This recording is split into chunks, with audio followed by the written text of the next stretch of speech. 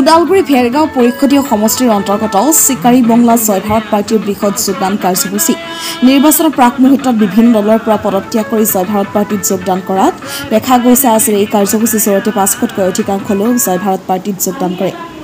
BJP আৰু UPPL দল ত্যাগ কৰি জয় ভাৰত সকলো জনগোষ্ঠীৰ যোগদান কৰে। বিজেপি কিছু নেতাই জয় ভাৰত পাৰ্টীত ইপিপিএল দলৰ বি টিম বুলি অভিযোগ কৰি আহিছে, কিন্তু এই অভিযোগটো কেন্দ্ৰীয় সমিতিৰ সভাপতি টিহা ৰুগৰে নাকচ কৰি কৈছে এইটো সম্পূৰ্ণ মিছা।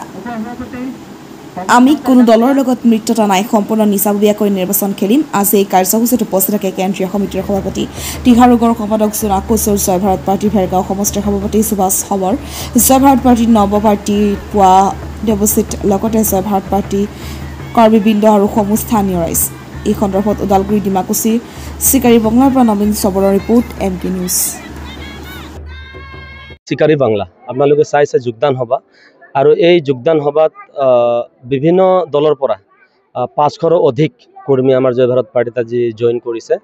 আৰু চিকাৰী বাংলাবাসী ৰাইজে ইয়াৰ আগৰ পৰাই মিটিং বিচাৰি আছিলে, আৰু আজি আমি সময় দিছিলোঁ। আৰু আপোনালোকে চাই আছে বিপুল সঁহাৰি তেওঁলোকে জনাইছে। আৰু চিকাৰী বাংলাত আজি ইয়াতে মিটিং হৈছে, আৰু আজি ভেৰগাঁও পৰিষদীয়তে বিভিন্ন জেগাত মিটিং চলি আছে। আৰু মই ভাবোঁ ভেৰগাঁও সমষ্টিটো আমি জয় ভাৰত পাৰ্টীৰ যে দখলত আহিব এইটো নিশ্চিত। তাৰপিছতো আপোনালোকে চাব আজি বিজেপি, আজি জয় ভাৰত পাৰ্টীটো বিজেপিৰ এগেইনষ্টত মানে জন্ম হৈছে, একদম চিধা কথা। কাৰণ বিজেপি চৰকাৰে আদিবাসীসকলক ইনজাষ্টিছ কৰিছে, কাৰণ বিভিন্ন পাইপৰ পৰা বঞ্চিত কৰি ৰাখিছে। আজি জনজাতিকৰণে হওক, মাটিৰ পাট্টাই হওক, বা চাহ শ্ৰমিকৰ দৈনিক মজুৰি নিম্নতমেই হওক, এই 3টা ইছ্যুৰ পৰা মানে ঢাকিবৰ কাৰণে এটিকুলি দুটি পাত, ক'তবা ৰাস্তাৰ কাম, ক'তবা অৰুণোদয় স্কিম, এই নতুন নতুন স্কিমবিলাক মানে এই আমাৰ যিখিনি ইছ্যু এইটো ঢাকিবৰ বাবে নতুন নতুন স্কিমবিলাক দি দিয়ে।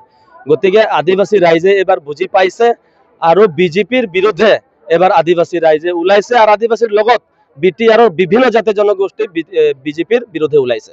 আৰু এটা কথা কৈ দিওঁ, আজি BPF মানে বিজেপি, UPPL মানে বিজেপি। কাৰণ চাব UPPLে ফাৰ্ষ্ট লিষ্ট এটা ঘোষণা কৰিছে, তাতে য'ত নেকি ৰানিং এম আছে বিজেপিৰ, ৰানিং MCL আছে, তাতে কিন্তু UPPLে ঘোষণা কৰা নাই। BPFৰ ঠিক ফাৰ্ষ্ট লিষ্টত কিন্তু য'ত নেকি বিজেপিৰ EM আছে, GM আছে, সেইবিলাক জেগাত কিন্তু তেওঁলোকে ঘোষণা কৰা নাই। আমি এই লিষ্টতে আমি গম পাইছোঁ যে তেওঁলোকে ভিতৰীয়াভাৱে বিজেপিৰ লগত UPPL আৰু BPF ভিতৰীয়াভাৱে তেওঁলোকৰ মিল আছে। গতিকে বিজেপি মানে BPF, UPPL মানে বিজেপি, ফুলনি মানে বাগিচা, বাগিচা মানে ফুলনি, তেওঁলোকৰ মাজত তেনেকুৱা হৈ আছে। গতিকে BTR বাসী ৰাইজক মই আহ্বান জনাইছোঁ, আপোনালোকে ওলাই আহক, জয় ভাৰত পাৰ্টীৰ নতুন দল, নতুন প্ৰজন্মক লৈ পেলাই আমি আগবাঢ়ি যাম, আৰু বিজেপিৰ বিৰুদ্ধে আমি এই BTRত আমি চৰকাৰ গঠন কৰিম। এইটো কেতিয়াও নহয়। চাওক, হিমন্ত বিশ্ব শৰ্মা ডাঙৰীয়া এজন মুখ্যমন্ত্ৰী হৈ পেলাই তেওঁ আজি পৰিষদীয় এটা সৰু এটা কাউন্সিল, এই পৰিষদীয় তেওঁ সমষ্টি তেওঁ মানে প্ৰচাৰ কাৰ্য চলাই আছে। ইয়াৰ আগত তৰুণ গগৈ ডাঙৰীয়া আছিলে মুখ্যমন্ত্ৰী, তেওঁ কিন্তু তেনেকুৱা সমষ্টিয়ে তেওঁ কিন্তু প্ৰচাৰ কাৰ্য চলোৱা নাছিলে, তেওঁৰ এটা ষ্টেণ্ডাৰ্ড আছিলে। আজি মুখ্যমন্ত্ৰী হিমন্ত বিশ্ব শৰ্মা মুখ্যমন্ত্ৰী হোৱাৰ পিছত তেওঁৰ মনত যোনটো ভয় সোমাইছে, যোনটো তেওঁ বাইটত কৈছে যে এইবাৰ চৰকাৰ গঠন কৰিব BTRত, তেওঁৰ মনত ভয় সোমোৱাৰ কাৰণে তেওঁ মানে সমষ্টিয়ে তেওঁ প্ৰচাৰ কাৰ্য চলাইছে। আপোনালোকে দুদিন পিছত চাই যাব, গাঁৱে গাঁৱে মুখ্যমন্ত্ৰী সোমাব লাগিব। তথাপিও কিন্তু বিজেপি চৰকাৰে এইবাৰ BTR দখল কৰিব নোৱাৰে, এইটো নিশ্চিত। হয়, আমি যোৱাকালি BTRত 7টা সমষ্টি আমি প্ৰাৰ্থীৰ তালিকা আমি ঘোষণা কৰিছোঁ, আৰু মই ভাবোঁ এই 7টাৰ ভিতৰত 7টাই আমি জিকিবলৈ সক্ষম হ'ম। কাৰণ এই 7টা সমষ্টিত আমি ঘোষণা কৰাৰ পিছতে বিভিন্ন জেগাৰ পৰা ফোন আহি আছে, আৰু 7টা সমষ্টিতে প্ৰচাৰ কাৰ্য তীব্ৰ গতিত চলি আছে।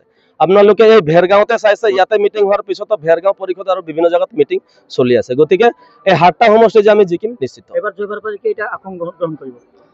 এইবাৰ জয় ভাৰত পাৰ্টী চাওক আমি 7টা ঘোষণা কৰিছোঁ, আৰু ইয়াৰ পিছত আমি চাই আছোঁ ছেকেণ্ড লিষ্ট মানে এতিয়ালৈকে ঘোষণা কৰা নাই অন্য দলে, তেওঁলোকে ঘোষণা কৰাৰ পিছদিনাখনে আমি ভাল সমষ্টি আমি ঘোষণা কৰিম, আৰু তাতে তীব্ৰ মানে প্ৰতিদ্বন্দ্বিতা হ'ব। হয়, এই অভিযোগটো আমিও পাইছোঁ। গাঁৱে ভূঞে আজি বিজেপিয়ে হওক বা UPPL হওক বা BPF হওক, বিশেষকৈ UPPL আৰু বিজেপিয়ে কৈ ফুৰি আছে যে বিজেপিৰ B টিম। একচুৱেলি যদি তেনেকুৱা কোনো ধৰণৰ যদি তথ্য আছে B টিম হোৱাৰ, তেতিয়া UPPLৰ B টিম বুলি কৈছে। যোনে কৈছে তাৰ যদি কোনো তথ্য আছে তেওঁ ৰাজহুৱা কৰক, অন্যথা তেওঁ কিন্তু জয় ভাৰত পাৰ্টীৰ ৱাৰ্কাৰৰ মানে ওচৰত কিন্তু মানে বিপদৰ সন্মুখীন হ'ব লাগিব। কাৰণ এই জয় ভাৰত পাৰ্টী এটা চেণ্টিমেণ্ট জড়িত হৈ আছে ইয়াতে, বিভিন্ন ৰাইজৰ আশা আকাংক্ষা জড়িত হৈ আছে আৰু এই দলটোক তেওঁলোকে ভুৱা প্ৰচাৰ কৰাৰ কোনো কিন্তু তেওঁলোকৰ অধিকাৰ নাই। এই কথাটো মই স্পষ্ট কৰি দিছো। আৰু তেওঁলোকে যদি পুনৰবাৰ তেওঁলোকে যদি ভুৱা প্ৰচাৰ চলায় বিজেপিৰ বি টিম বা ইউ পি পি এলৰ বি টিম বুলি, তেওঁলোকে কিন্তু পানিছমেণ্ট পাব কিন্তু জয় ভাৰত পাৰ্টি কেন্দ্ৰীয় সমিতিৰ পৰা। এইটো মই স্পষ্ট কৰি দিছো। এতিয়া আমি 7টা সমষ্টি আমি ঘোষণা কৰিছো। ইয়াৰ পিছতো আমাৰ ভালেকেইটা সমষ্টি আমাৰ ছাৰ্ভে হৈ আছে, ইতিমধ্যে পৰ্যালোচনা চলি আছে। নেক্সট এক্সিকিউটিভ কমিটিত আমি এই মিটিঙত আমি পৰাপক্ষ আমি 40টা সমষ্টিত আমি কেন্দ্ৰ দিয়াৰ কাৰণে আমি চেষ্টা চলাই আছো। জয় ভাৰত পাৰ্টি কিমান শতাংশ মানে জয়লাভ কৰিব? চাওক, সেইটোতো একজেক্টলি মই